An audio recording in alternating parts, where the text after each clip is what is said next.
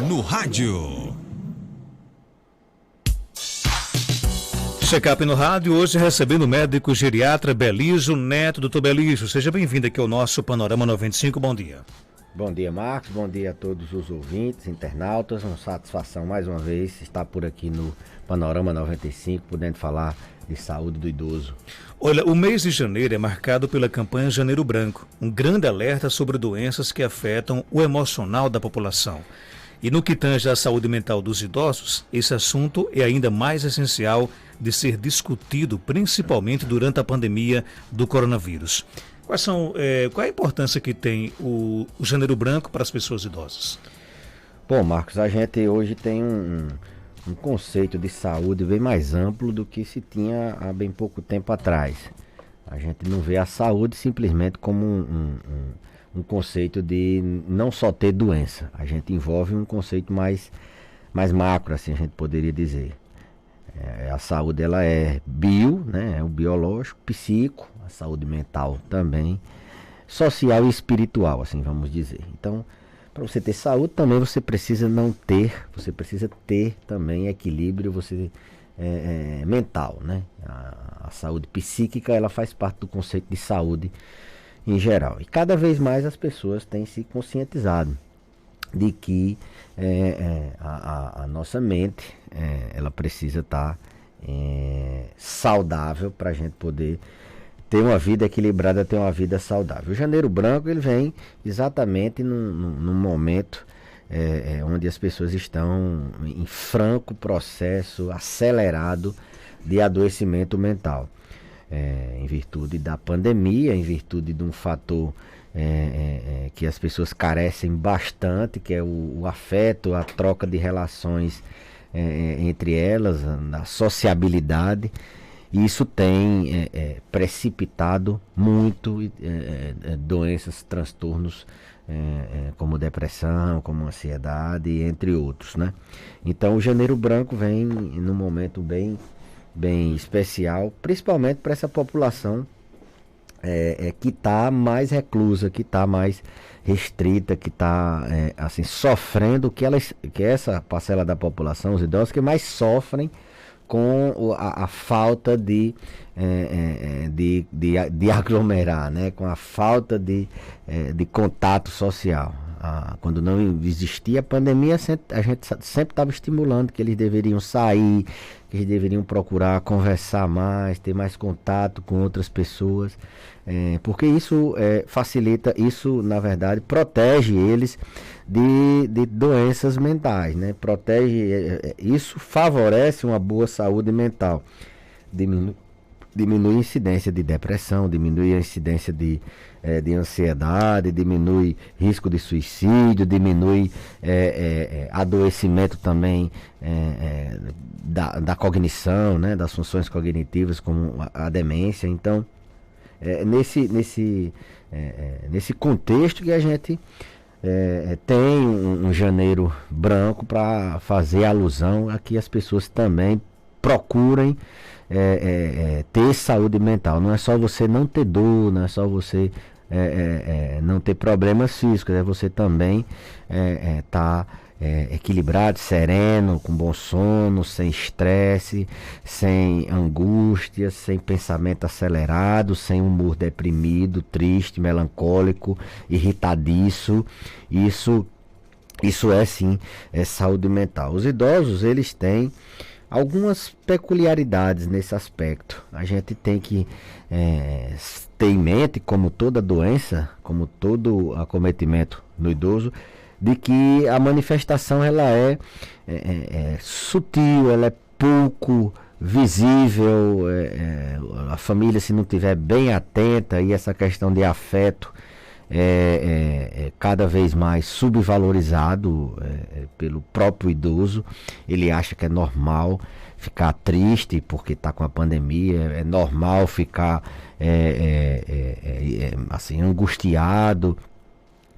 Isso a gente tem que assim, não é combater, mas colocar na mente deles que é normal até certo ponto. A gente tem um limite, né? A gente tem conceitos que definem o que é depressão, o que é um episódio depressivo, do que é uma depressão maior, o que é uma tristeza, do que é uma depressão. A depressão é uma doença, é mais complexa, ela tem que ter uma característica de vários dias, com a maior parte do tempo com humor depressivo. Não é só você ter uma tristeza simples, única, não. Então, esse aspecto de ser sutil traz para o debate, traz para a mesa a família e o cuidador. Observar que ele não vai estar assim, chorando pelos cantos. Na maioria das vezes ele vai se isolar, ele vai ficar mais irritado, ele não vai querer mais fazer alguma coisa que antes ele fazia. Isso aos pouquinhos, sutilmente, se a gente não identificar, passa desapercebido. Na geriatria, semana passada falamos de síndromes geriátricas, né? E uma das síndromes é a insuficiência cerebral. Dentro dessa insuficiência cerebral está as doenças mentais, os transtornos do humor, como depressão, como ansiedade. E ativamente, toda consulta, independente da queixa do idoso, a gente pesquisa o humor, faz parte daquela avaliação geriátrica global, a gente aplicar, a gente perguntar sobre como é que está a saúde mental dele, se ele tem tido facilidade de chorar, se ele se irrita fácil, se ele tem tido menos prazer ultimamente, se ele tem ficado, eles se queixam muito doutor, estou com uma fraqueza, não tenho mais vontade de sair de casa, não consigo mais sair de casa. Isso pode ser a ponta do iceberg, como a gente falou semana passada. Então, alguns conceitos, como eu falei, devem estar claros para quem cuida do idoso, né? Se é sutilmente, se é um episódio, se aquela depressão ela tem um fator, se é uma depressão ou se é uma tristeza porque perdeu um ente querido, porque um neto teve que sair de casa durante a pandemia. Então, eu acho que o mais importante, Marcos, a gente vai falar de alguns pontos para se proteger da depressão, para manter uma saúde mental, mas é fundamental o reconhecimento. A gente sabe que a principal causa disparada de suicídio é a depressão. E a depressão não tratada, ela é uma doença tão grave, ou mais grave do que qualquer outra física. Eu sempre gosto de vincular a gente, o corpo padece quando a mente não está boa, né? Então, se a mente não está funcionando bem, seu corpo não vai funcionar bem. Depressão, ela dificulta tratamentos, adesão de tratamento. O paciente tem um tratamento do coração, ele não adere bem porque ele está deprimido. Ele tem que fazer alguma atividade física, uma dieta, ele não está motivado. Então, tá bem mentalmente, tá bem também fisicamente. E o estigma a gente tem que acabar. As pessoas, fulano é depressivo, fulano não, hoje a maior parte das pessoas, elas têm alguma angústia, algum fator que levem elas a entender que isso não é um processo simples de não querer, de que a pessoa tem má vontade, que a pessoa é daquele jeito, é da personalidade. Não, é uma doença que, como qualquer outra, requer atenção, requer planejamento, requer tratamento e assim por diante. Então, fazendo essa explanação aqui sobre o principal tema da saúde mental, que é a depressão, a gente teria como orientações das pessoas reconhecerem, principalmente, será que eu estou realmente, será que meu pai, minha mãe, meu avô, ele não está mais isolado, ele não está sem querer comer, mais fraco, andando mais devagar, mais irritado, muito mais do que já era, ele se isola, ele não procura conversar, ou mesmo ele está chorando até mesmo com a televisão, com notícias tristes, eu estou achando ele mais triste do que antes. Então, esse reconhecimento faz parte do principal mola mestra, faz parte do tripé, do ponto principal para se ter uma saúde mental, de como prevenir é reconhecer. E aí as outras coisas que a gente já sabe. Ter um hobby, dormir bem, ter relações em todos os níveis, seja elas conjugais, de amizade, de profissão, um ambiente leve, evitar conflitos, rancor, tudo isso é muito, muito ruim para o ser humano. Atividade física é fundamental, uma boa alimentação também. Então são segredos, assim eu diria, que não são tão segredos assim, que perpassam não só a depressão, a ansiedade, mas várias outras doenças. A pessoa idosa, ela tem mais dificuldade, por exemplo, de aceitar que ela precisa cuidar da saúde mental, né? Você costuma, por exemplo, se deparar muito com isso no seu consultório? Demais. Até a palavra depressão, Marcos, eles têm um certo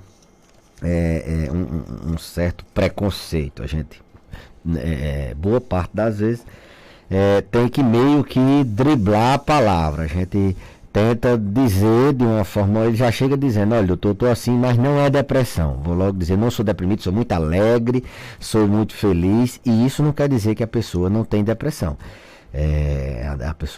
O indivíduo, o idoso, ele pode ter depressão mesmo transparecendo alegria, transparecendo ser uma pessoa muito falante.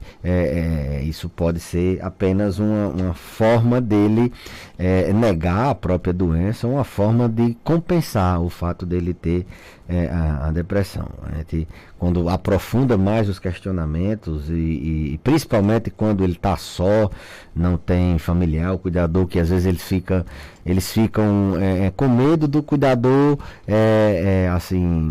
detectar que ele tem depressão, ele se sente frágil se ele disser que tem. Então é muito comum eles negarem, eles terem esse preconceito. Quando a gente procura perguntar ativamente sobre isso, eles fogem do tema, e a gente insiste muitas vezes porque sabe que aquela queixa que ele está sentindo de perda de apetite pode estar explicado por uma depressão que não está se apresentando com tristeza, com choro. A gente pode estar diante de um quadro, por exemplo, de uma dor que já foi investigada por vários e vários especialistas e exames e não está detectada, e essa dor que limita a vida dele ser uma depressão. Além do preconceito, não só do preconceito da doença em si, da doença mental, que essas novas gerações muito provavelmente já não vão ter esse preconceito. O preconceito da própria idade. Ele acha que velho, idoso, ele é triste mesmo, ele é ranzinza, que velho é abusado, não tem paciência. Isso é mito, né? Então é muito comum, Marcos, a gente se deparar com dificuldades para colher uma boa história, identificar que aquele paciente ele está chorando ali para você e dizendo que é alegre, que é feliz, que aquele choro, muitas vezes, ele diz que aquele choro é normal. Alguns até dizem, não, doutor, porque eu tenho um problema de lacrimejar, e assim por diante. Então existe sim essa dificuldade da abordagem da saúde mental, e a gente sabe que ela está muito vinculada à saúde física, principalmente no idoso. Essas síndromes geriátricas, elas se interlaçam. Um paciente que tem uma doença mental, ele tem um risco maior de cair, ele tem um risco maior de, quando adoecer, por exemplo, se ele interna paciente que tem depressão e ele precisa se internar, ele tem uma mortalidade maior. As pessoas que têm depressão, elas morrem mais no internamento, elas têm uma dificuldade maior de se reabilitar no pós-alta, porque isso é estatístico, elas têm dificuldade de aderir tratamento, tanto medicamentoso como não medicamentoso.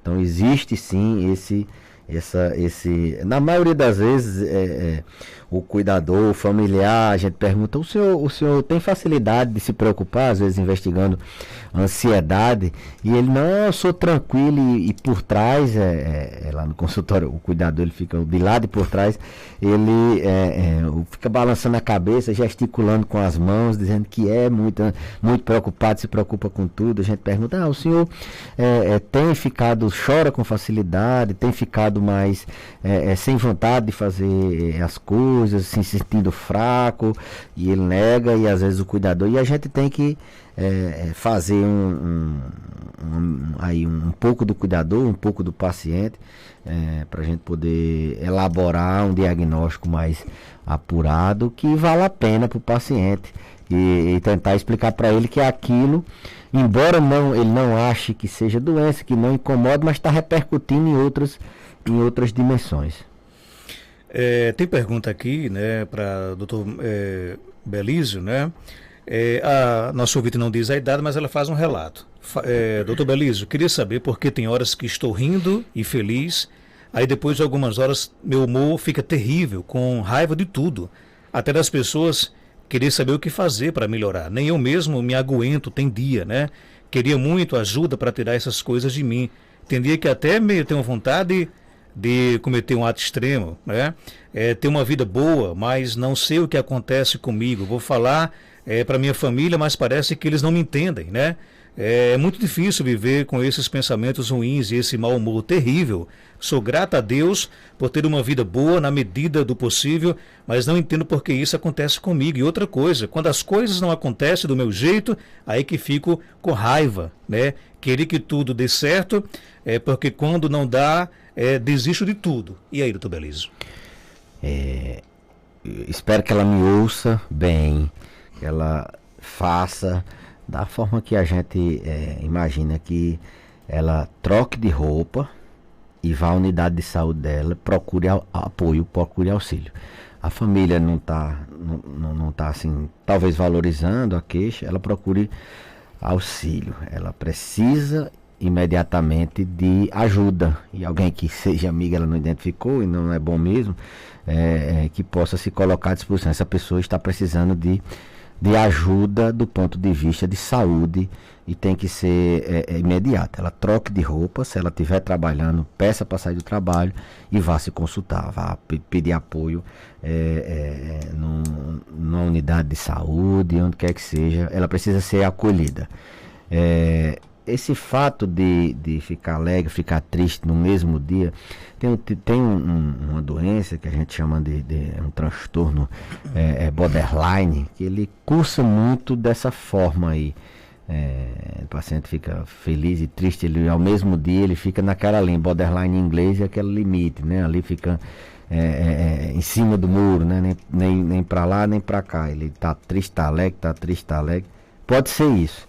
Mas se na maior parte do tempo esse sentimento é de tristeza, é de irritabilidade, de raiva, e isso se enquadra mais num quadro de depressão maior. Teríamos que ver se ela não tem períodos do ano de muita euforia, de só alegria, e aí a depressão seria uma depressão do tipo bipolar, né? Que boa parte do ano assim, ela cicla, com alguns meses ela fica muito alegre, muito feliz, muito eufórica, muito extrovertida, e depois ela fica triste, depressiva, vai de um polo para outro, né? O polo da alegria e o polo da tristeza. Quando é mais lenta essa ciclagem, a gente pensa num transtorno bipolar. Quando é muito rápida, assim, no dia mesmo ela ciclar várias vezes, a gente pensa num transtorno borderline, mas lembrando que se a maior parte do tempo ela está triste, irritada, provavelmente depressão, e ela precisa de auxílio. Nesse caso, o paciente consegue dizer todos os sintomas, não é o que acontece na maioria das vezes do paciente idoso. O paciente idoso já tem o estigma de não querer tomar remédio controlado. Diz, remédio controlado eu não quero. Já tem esse estigma, ele prefere, eu não quero ficar dependente do remédio, ele prefere ficar dependente da doença, né?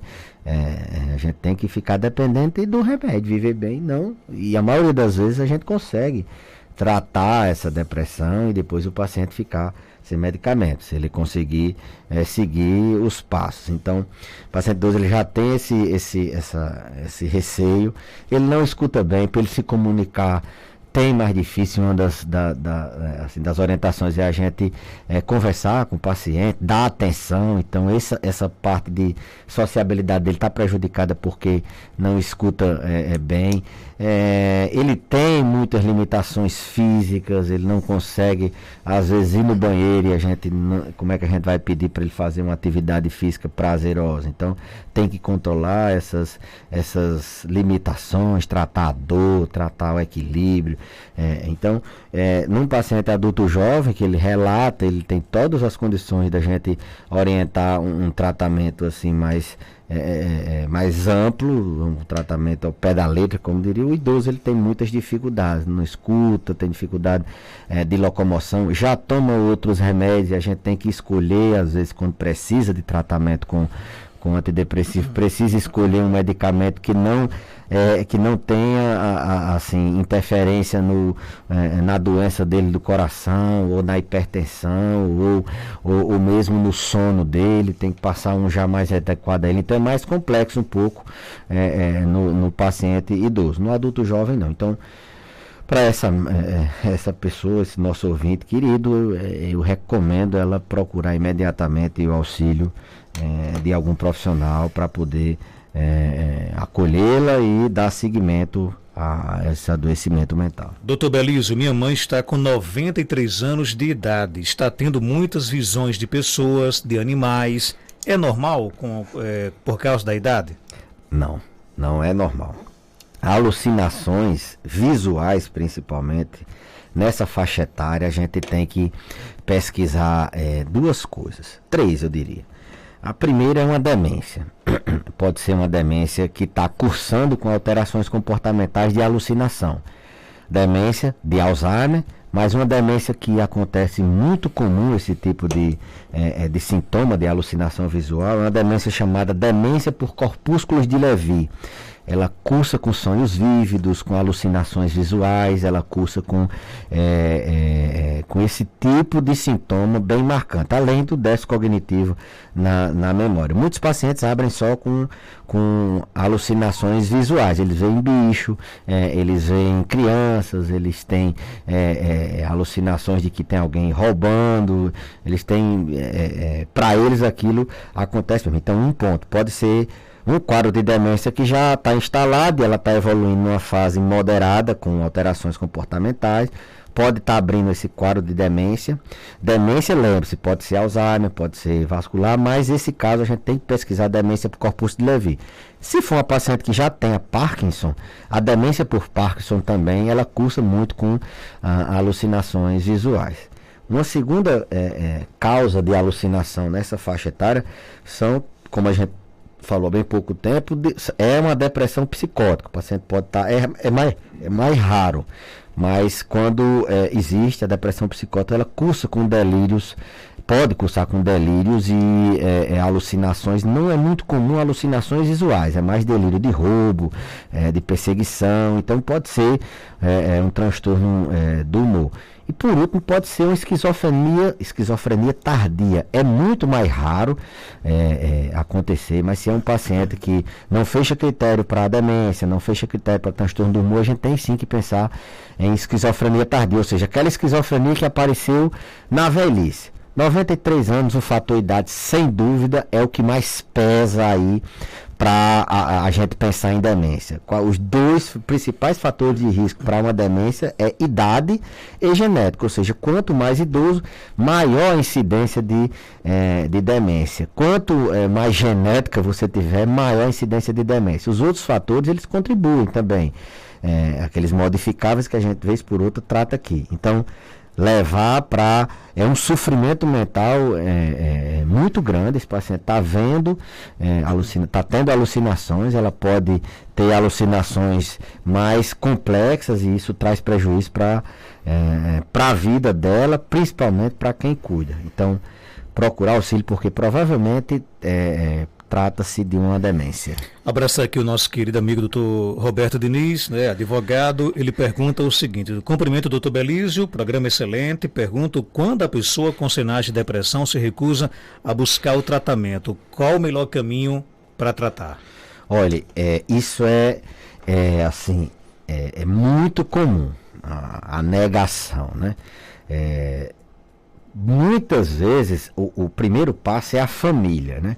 É ali a pessoa está do lado e aos poucos tentando convencer, mostrando. A família muitas vezes tem que se apropriar do tema até quase como um profissional. Na hora que ela se queixar, na hora que ele se queixar de que não quer comer, olhe, papai, olhe mamãe, olhe vovô, olhe vovó, a senhora não está com esse apetite porque a senhora não está bem da cabeça. A senhora está... eu até muitas vezes, Marcos, não utilizo a palavra depressão. Tá com uma tristeza, tá com algum problema que tá na cabeça que não está tirando seu apetite. Então, tem que meio que confrontar, por exemplo, o apetite, na hora que perdeu o sono, ou na hora que está dormindo. Quando aparecerem os sintomas da depressão, porque como eu falei, não vai ser só a tristeza, só a angústia, a gente orienta a família a ir conversando e mostrando. É uma questão de convencimento. Ao longo, não vou dizer que 100% das pessoas, porque existe uma negação muito forte, tem gente que não faz o tratamento, não assume a doença, mesmo tendo a doença grave. Então, mas na maioria das vezes, ao longo do tempo, a gente ir confrontando e mostrando que aqueles sintomas, embora não seja só tristeza, melancolia, são da depressão. E aí, numa consulta, que eles também têm um estigma de na consulta a gente abordar, se falar em ir para psicólogo, para psiquiatra, aí é que eles não vão mesmo. Tenta, nesse sentido de ir mostrando.